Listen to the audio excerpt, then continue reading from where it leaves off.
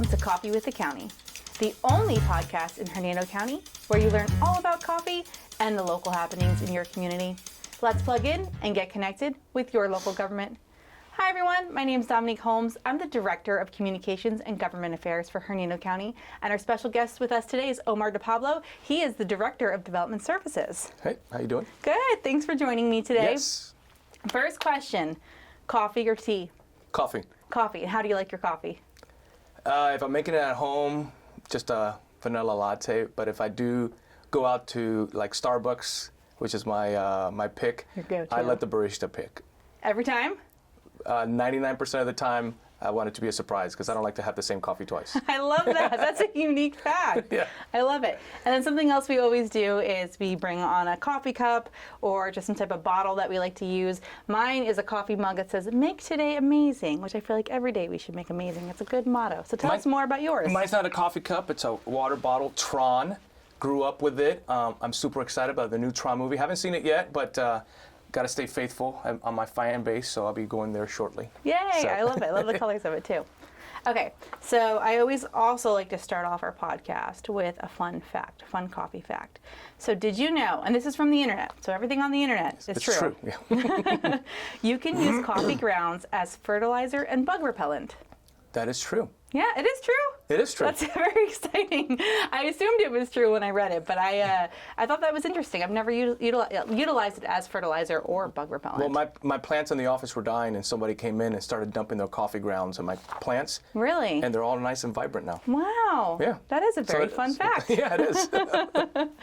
Well, let's talk about development services. So you oversee the Hernando County Development Services Yes. Department, which has several different divisions within them. So Correct. what are some of those divisions? So currently we have 4 divisions. We have planning, zoning, building, and code enforcement, which we recently changed the name to code compliance. Right, which is exciting. I remember the board meeting just the past couple weeks ago where they talked about changing the name from code enforcement to code compliance. I feel like that's kind of a nicer way Yeah. to explain it, and I think our team is doing a great job out in the community, and I see them picking up signs everywhere out on the side of the road and the right-of-ways and stuff like Yeah. that, and just making sure that the county's beautiful. We kind of went with code compliance, like you said. It sounds softer, and ultimately we don't want to cite people. We want to bring them into compliance and beautify Hernando, bring people into compliance with code regulations. So that was the first step, in some other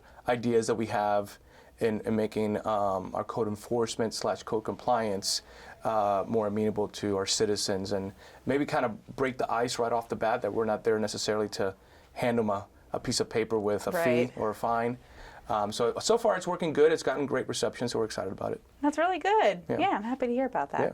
So let's talk more about some of your other divisions that you oversee. I know you have planning and zoning.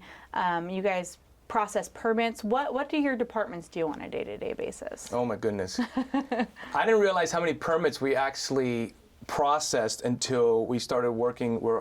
As you know, the county's moving into Tyler. Tyler's going to replace, I think, 8 proprietary software, so it's going to bring us into 2025. But one of the things that we were tasked with was what's all your processes, what's the SOPs for them, and how can you streamline them before we so there's hundreds. I mean, I would say about 156 different things that we do in development services, from Wow. a shed permit all the way to when you're working with the planning department, the development of subdivisions. And so the planning department focuses on 3 major aspects: special exceptions, conditional use permits, and rezonings. Each one of those are a different degree of land use. And then the big one is, right now with our growing trend, is our subdivisions. We have, I think last week we counted, we have 62 applications or subdivisions. Now, out of those 62, it's not 62 different subdivisions. Okay. It could be 30 different subdivisions, but each of them has phases. So we have subdivisions, 62 phases of one way Wow. or another happening simultaneously as we speak. Right. And that process consists of conditional plat, construction drawings, and the final plat. And so that's what we bring our subdivisions online with. And so we'll get into it later, but we have some technology that we're kind of working with to streamline that. Our zoning department takes care of the day-to-day, RV permits, slabs, sheds. We used to have a fence permit, but we got rid of those, so now it's really fences over 7 feet. Right. Chicken coops.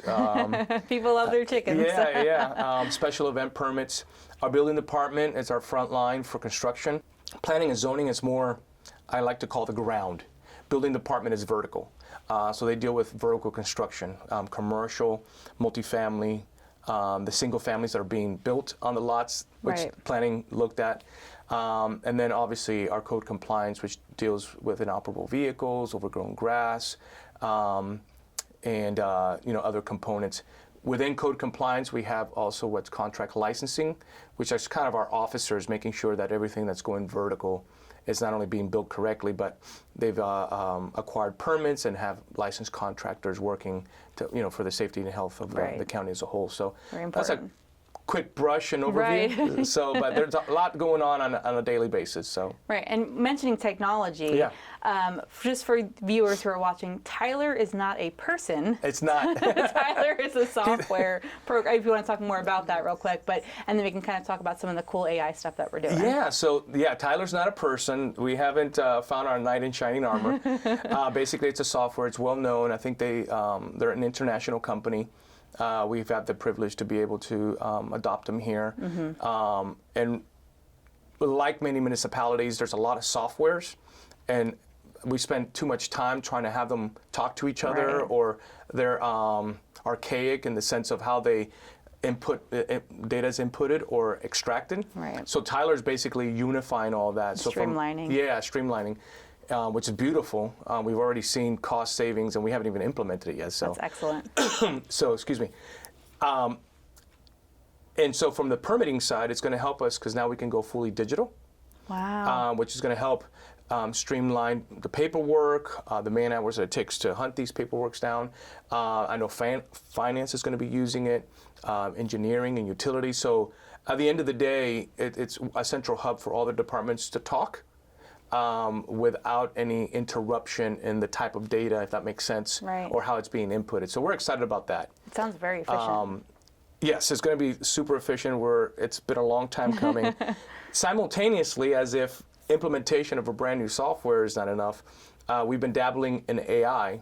I know AI is a big scary word, in different arenas, but I want everybody to know that AI cannot think for itself. It only outputs what you ask it. So it's doing the homework for you. So how we're using AI is what's called narrow-based, as opposed to generative, which is ChatGPT. ChatGPT, when you ask it a question, it goes across the entire internet. And so you got to vet the data that you got. Right. In our particular case, it's custom made to our code and our comprehensive plan, so it's narrow-based, meaning it has some boundaries. Yeah, some parameters. Yes, and we're constantly teaching it. So one of the things that we've seen already, we're about 98% proficiency with AI. Wow. And with our subdivisions, it would take about 20 man-hours to go through, obviously, construction plans for a subdivision. And that's preliminary review, making sure everything's labeled, make sure that things are called out, open space, buffers, things like that.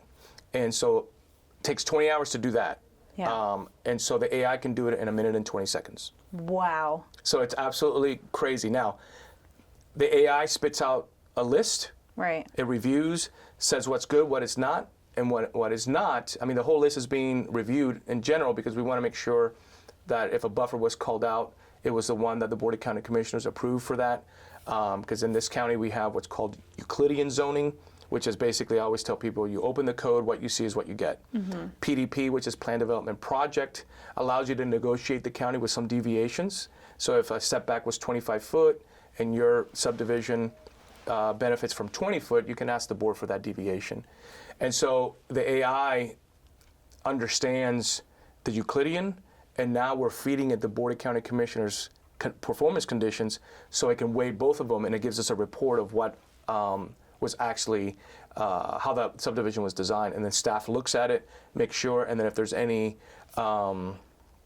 deficiencies, then we can get take a deeper dive with the developer to make sure it's corrected. So it allows staff to be creative, allows staff to do what they were hired for. So right now, the AI is looking at 168 points, and that's growing as we could keep teaching it. And we've already put in, I'd say about 24 subdivisions as we've been training it. Right. And so there's other areas that we want to implement AI on. Some state statutes have changed as far as how quickly we're supposed to review single family plans. Exactly. And what the developer can do from a subdivision standpoint. They can submit 50%, up to 50% of their single family lot permits in one shot.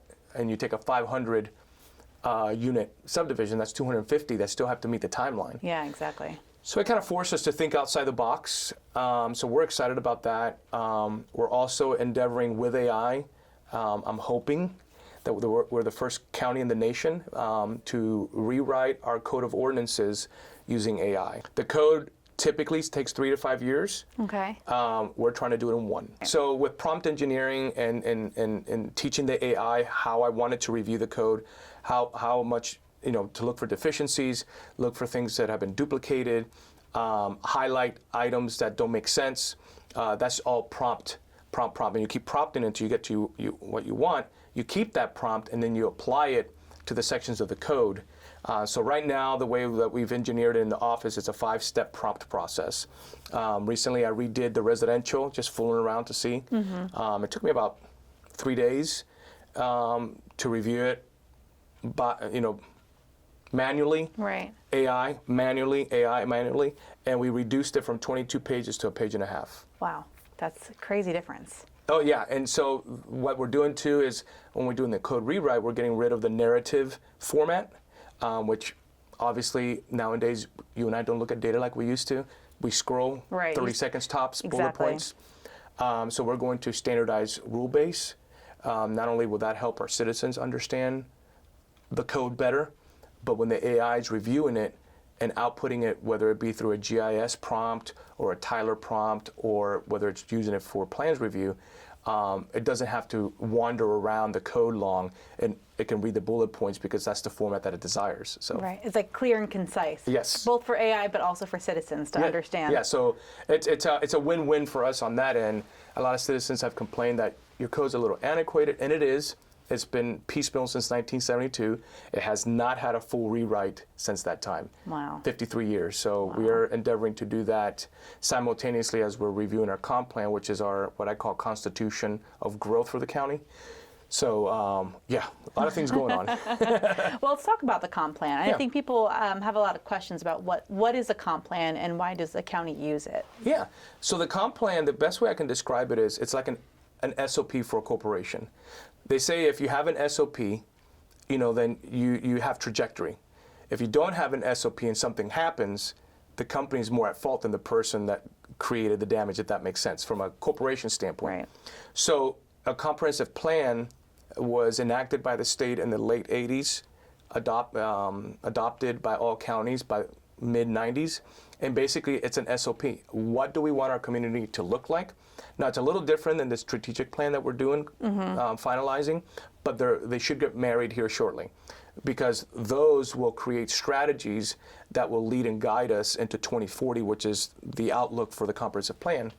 But it's strategies on what we feel we want Hernando to look like, what we feel we want developers to do to protect the resources and the integrity of our culture. We're not Pasco, we're not Tampa, we're Hernando, and so the comp plan allows us to do that. Now, the comp plan is also what the board falls back on if there is a lawsuit on a rezoning. If the board denies a rezoning or one's approved and the citizens want to challenge it, the comp plan, like I stated earlier, will stand.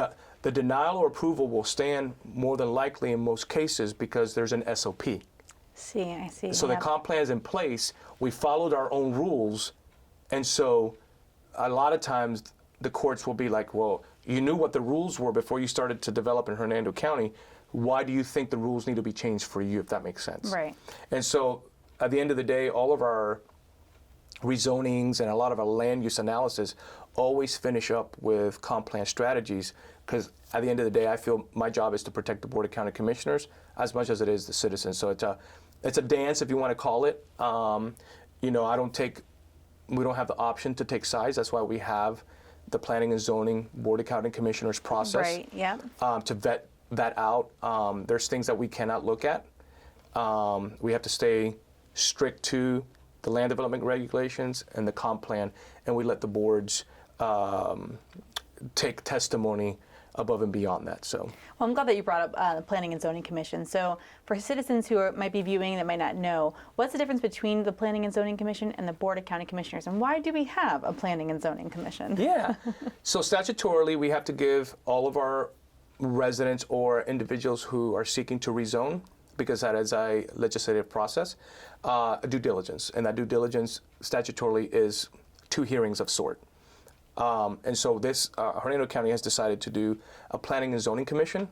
That's not foreign. That's actually pretty common across the state and other municipalities. And it's volunteer-based. And it's volunteer-based. It's local business owners. In the past, the planning department used to pick them out based on their criteria. The Board of County Commissioners now elects from their own district. And so we have 5 at the planning and zoning level. And what they do is they kind of streamline the process for the board. They vet questions and concerns from both staff, citizen, and developer, because there's always 3 parties involved. And then they can give recommendations. Now, their recommendations are not approvals. They're recommendations to the Board of County Commissioners. The Board of County Commissioners will see the chronological order of that report, our analysis, our recommendation, the planning and zoning recommendation, and then the board can make a final decision with appropriate testimony. And so there are things that the Planning and Zoning Commission reviews that don't necessarily have to go to the board. That's special exception use permits and conditional use permits. But even those can be challenged. And if they are, it goes to the board, as long as the board decides on a 3-2 vote to hear it. So. Right. So I think that's something else to talk about, is that sometimes I get calls from citizens, you know, asking questions of like, oh, this went to the Planning and Zoning Commission and either got approved or denied. And then if, you know, it then still gets heard before the Board of County Commissioners. So like you said earlier, it's a 2-step process. Correct. And the Planning and Zoning Commission, it's only a recommendation board. Right. And so if the P&Z denies it, it still goes to the board. Right, exactly. And now in many cases, it's a brand new testimony. The way that the process works is at the planning and zoning level, the testimony stood at that hearing. That was packaged for the board. The board now sits as 5 judges. They look at the entire data from scratch, and they make their final decisions. A lot of citizens may get upset because they hear the P&Z approved it, the board denied it, or the P&Z denied it and the board approves it. And that's just the vetting and statutory process that makes government. Right, exactly. Yeah. So, no, thank you for clarifying that. I know I get a lot of questions on it. Yeah, but yeah. yeah, the final decision usually comes from the Board of County Commissioners for them. Well, some other things I wanted to talk about today were, I know you guys do video inspections. Is that something that you guys are still doing over at your office? And so we're one of the few counties, if at all, if I'm not mistaken, that do video inspections. And what basically that means is there's someone out in the field videotaping, and then they send that video or they go live and they're showing it to our inspectors. So that way we can use our inspectors at a broader sense. Right. More people are opting for the video option. The developers and the builders love it because it's quick. And more people are going to that.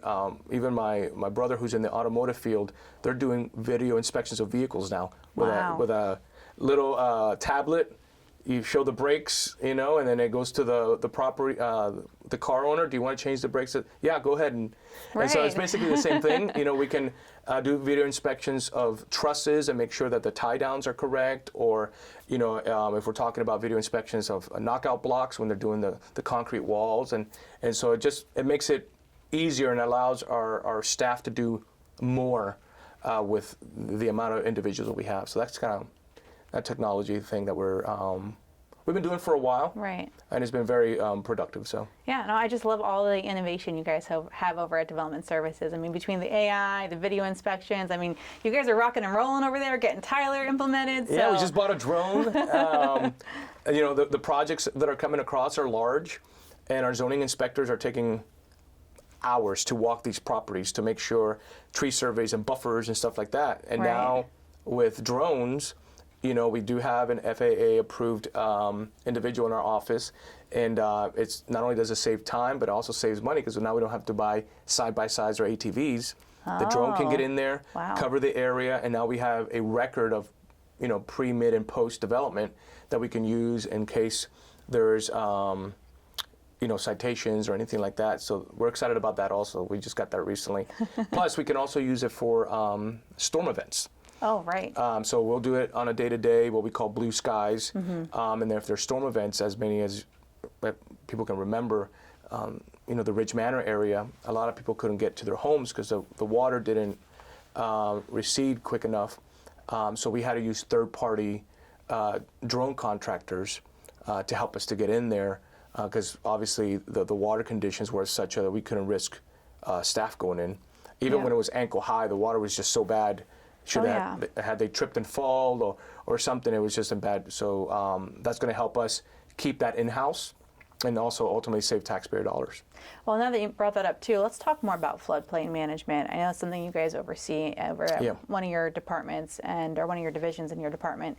But yeah, these storms this past year, with Hurricane, Helene and Milton, and you guys are out there getting permitting done, helping people try to get back into their homes. So let's talk more about what you guys do for that. Yeah, well, one hurricane brought us wind and the other one brought us water.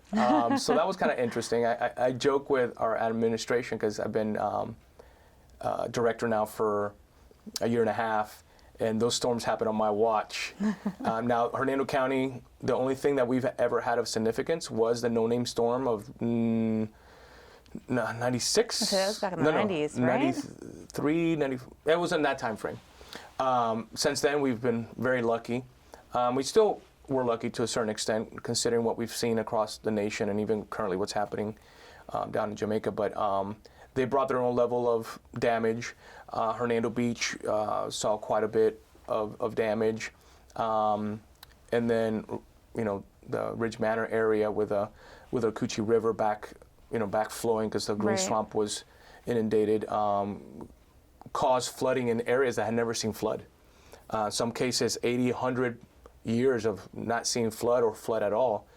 What I like to describe to people is when you get into these areas, you have what's called water basins, and if you're at the bottom of the bowl of the water basin, okay, you're in a floodplain.